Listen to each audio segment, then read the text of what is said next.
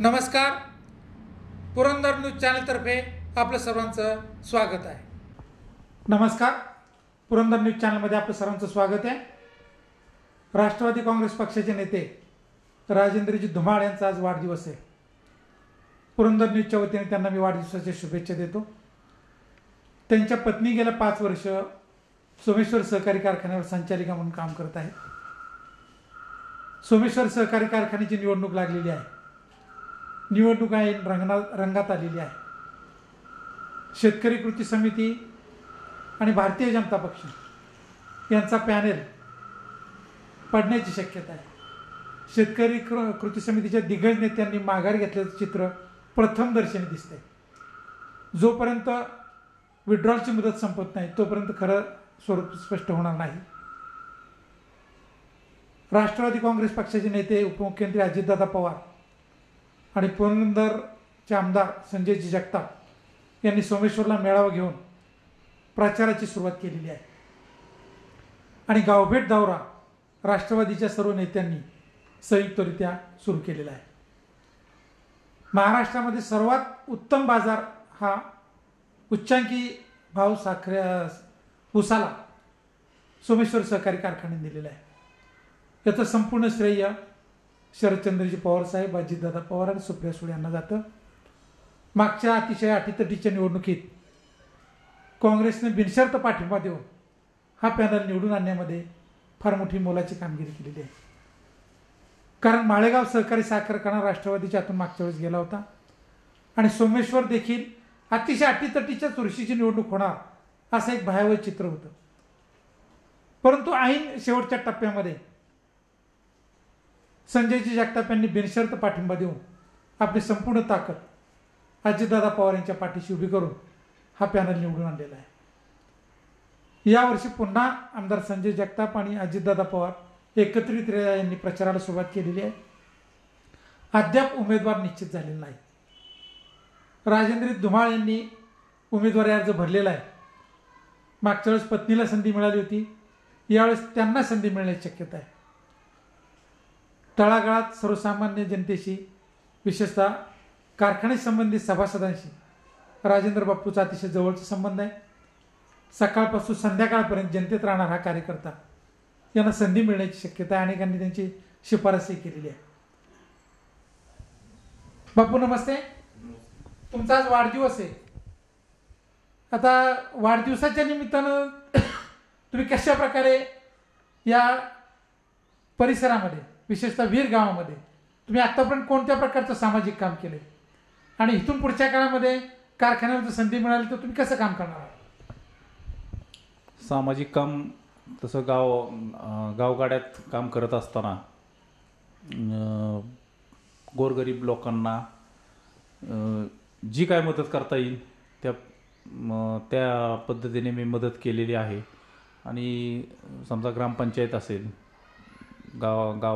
गावासाठी विकास कामे आणायची म्हटली तर अजितदादा महाराष्ट्र राज्याचे उपमुख्यमंत्री अजितदादा पवार, तसेच बारामती लोकसभा मतदारसंघाच्या खासदार सुप्रियाताई सुळे, जिल्हा परिषद पुणे यांच्या माध्यमातून श्री प्रमोद काका काकडे यांच्या माध्यमातून जिल्हा परिषदमधून बऱ्यापैकी निधी आणून त्यातून गावचा विकास करण्याचे काम आजही चालू आहे.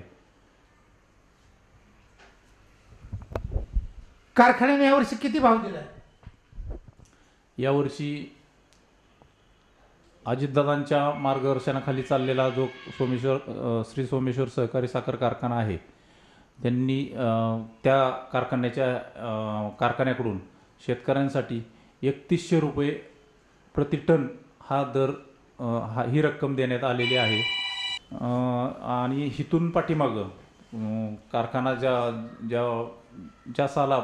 2015 सालापासून माझी पत्नी सौ ऋतुजा राजेंद्र धुमाळ या संचालिका पदावर काम करत आहेत.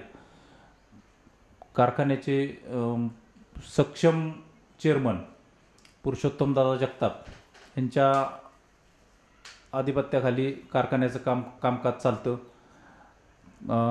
कामकाज चालत असताना बऱ्यापैकी दादांनी ह्याची कारखान्यात जी बाकीचे इतरत्र खर्च त्याला काटछाट मारत जास्तीत जास्त नफा कसा मिळेल कारखान्याला ह्याच्याकडे लक्ष दिलेलं आहे. आणि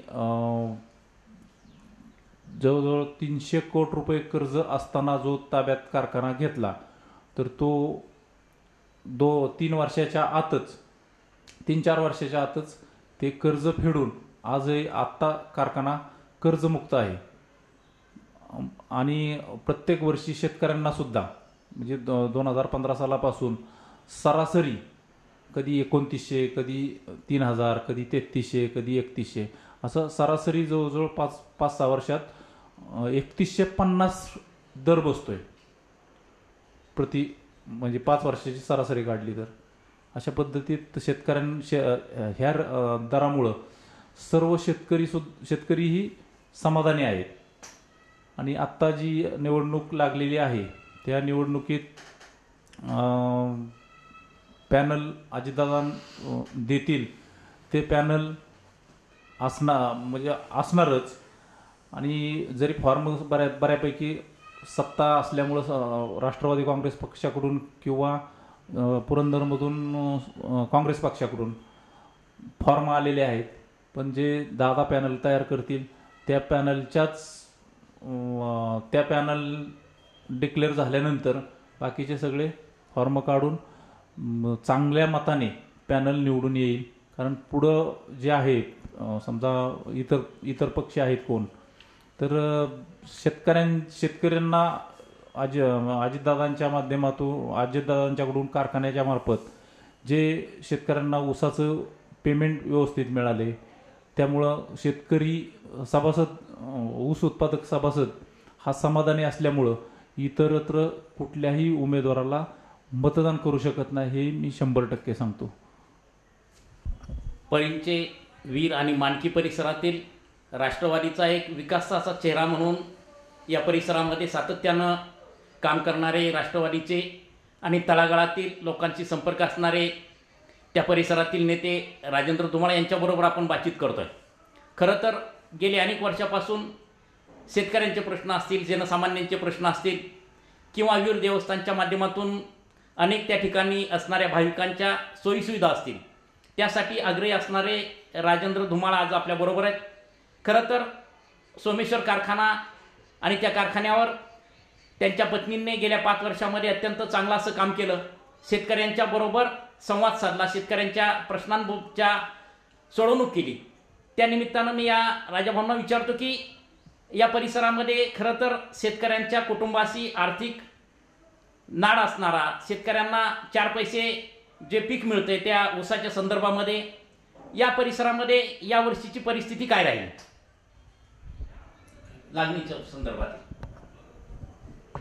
लागणीच्या संदर्भात आपण बापू विचारलेला प्रश्न आहे की महाराष्ट्रात म्हटलं तर सोमेश्वर कारखाना चांगल्या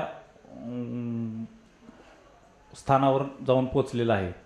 आणि कारखाना अजितदादांच्या मार्गदर्शनाखाली कारखान्याचे चेअरमन पुरुषोत्तम दादा हे अगदी काटेकोरपणे काळजी घेऊन कारखाना चालवतात आणि त्यामुळं शेतकऱ्यांना दर देता येतोय, चांगला दर बसतोय.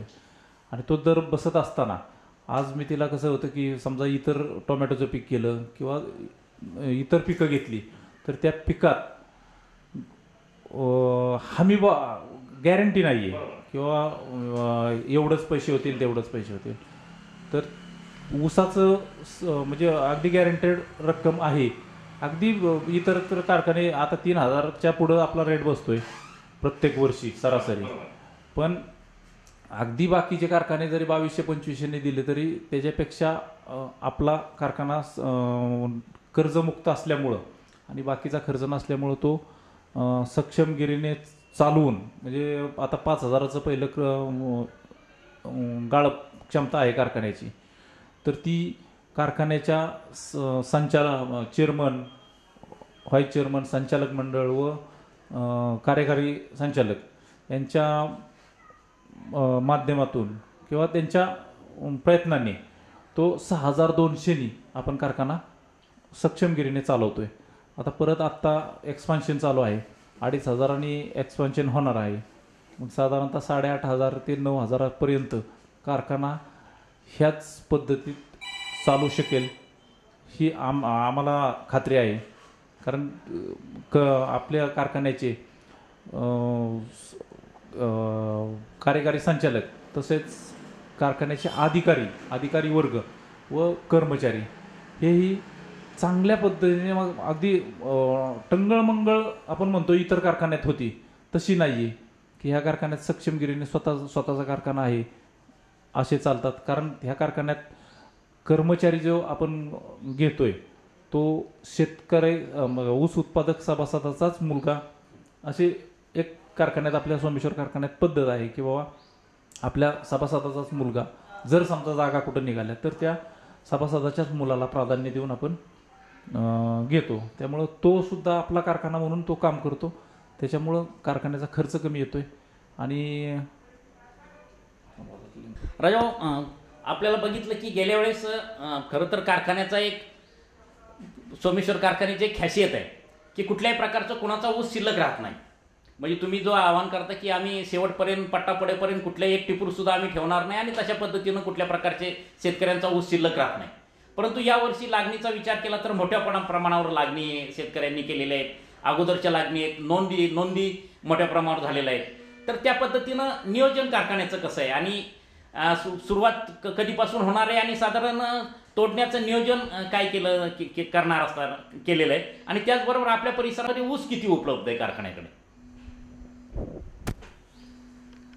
आपल्या परिसर म्हणजे टोटल कारखान्याकडे जवळजवळ 37,000 एकर ऊसाची लागण आहे. म्हणजे आडसाली, सुरू, खोडवा असे ऊस आहेत. आणि ज्यावेळेस संचालक मंडळाच्या लक्षात आलं शेतकी विभागाकडून की ऊस आपली 5,000ची क्षमता आहे आणि जर समजा आपण बाकीच्या नोंदी करून घेतल्या तर त्याची जबाबदारी कारखान्याची राहते. मग ते जर ऊस समजा एखाद्याचा आपण समजा 5,000 टनी रोजचं गाळप आपली क्षमता आहे आणि त्याचा एक अंदाज काढून बाबा एवढ्या दिवसात आपलं एवढं गाळप होतंय. मग त्या ह्याच्यात आपलं जे आहे ते गाळप होईल का काय ह्याचा अंदाज घेऊन चेअरमन साहेब किंवा समजे कारखान्याचे संचालक मंडळ विचार करून माननीय इतर कारखान्यांचे चेअरमन किंवा त्यापेक्षा अजितदादांशी चर्चा करून, कारण कारखान्याचा विषय कुठलाही असला तरी अजितदादांशी चर्चा केल्याशिवाय होत नाही आणि तो चेअरमन साहेब दादांशी कॉन्टॅक्ट करून राहिलेला ऊस किंवा जास्त होणारा ऊस हा दादांच्या माध्यमातून इतरत्र कारखान्यांना, माळेगाव असेल, छत्रपती कारखाना असेल किंवा दौंड शुगर, म्हणजे ज्याच्या दादांच्या माध्यमातून कुठं जाईल तिकडं ऊसाची व्यवस्था आपण कारखाना घेतो करून.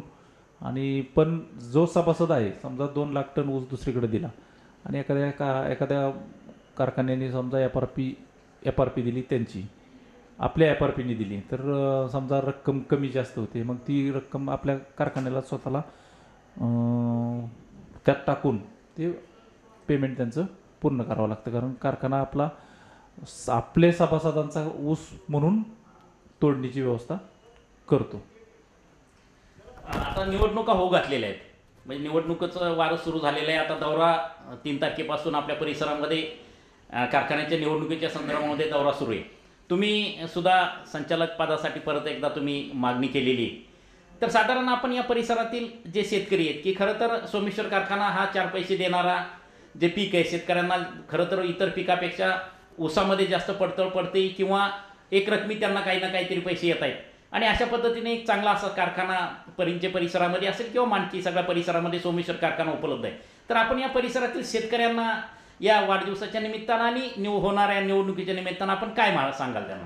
निवडणुकीच्या संदर्भात बोलायचं म्हटलं तर समजा आपल्या विभागातून पुरंदर तालुक्यातून जे शेतकरी आहेत की सोमेश्वर कारखाना कुणाच्या ताब्यात आहे हे प्रत्येक शेतकऱ्याच्या लक्षात आलेलं आहे. अजितदादांच्या मार्गदर्शनाखाली जो प्रकल्प असेल तो उत्तमरित्या दादा चालवतात. ती दादांची ख्याती आहे. म्हणजे बाकीच्या इतरत्र विचार केला तर समजा PDCC बँक आहे किंवा इतर कुठल्याही संस्था, ज्या संस्थेवर अजितदादा लक्ष घालतात किंवा लक्ष घालून ते सक्षमगिरीने काम पाहतात आणि त्यातून जे सभासद आहेत कुठल्याही संस्थेतले त्यांना तो 100% फायदाच होतो, हे सर्व सभासदांच्या लक्षात आहे. त्यामुळं आत्ता जरी हे समजा निवडणूक असेल तरी जे दादा पॅनल देतील तेच पॅनल चांगल्या मताने 100% विजय होईल हा माझा विश्वास आहे. शेतकऱ्यांना काय आवाहन कराल तुम्ही, सभासद शेतकऱ्यांना या निवडणुकीच्या संदर्भामध्ये? सभासद शेतकऱ्यांना आव्हान असे असणार आहे किंवा दादांचा जो पॅनल आहे त्यांना तुम्ही आपापलं म्हणजे प्रत्येकाने सभासदांनी चांगल्या मताने विजयी करावं हेच आव्हान राहणार आहे. खऱ्या अर्थानं पुरंदरच्या आर्थिक कणा म्हणून सोमेश्वर सहकारी कारखाना काम पाहतोय. अनेक प्रकारचे बाय प्रॉडक्ट्स या कारखान्याने तयार केलेले आहेत. कर्जमुक्त कारखाना झालेला आहे आणि महाराष्ट्रामध्ये उच्चांकी भाव देण्यामध्ये कारखान्याने यश मिळवलेलं आहे. कारखान्याचा परिसर हा पाण्याजोगता आहे. अनेक सहली हा कारखाना पाहण्यासाठी येतात. अशा प्रकारच्या या साखर कारखान्याची निवडणूक गांभीर्याने घेणं गरजेचं आहे. विरोधाला विरोध किंवा राजकारण करण्यापेक्षा शेतकऱ्यांच्या प्रपंचाला मदत करणारा हा कारखाना आहे. आर्थिक मदत करणारा हा कारखाना आहे. शेतकऱ्यांच्या कुटुंबाला भविष्यकाळ निर्माण करणारा हा कारखाना आहे. त्या दृष्टिकोनातून शेतकऱ्यांनी भरघोसपणे अजितदादा पवार यांच्या पॅनलला मतदान करावं अशा प्रकारचं आवाहन राजेंद्र धुमाळ यांनी केलेलं आहे. धन्यवाद.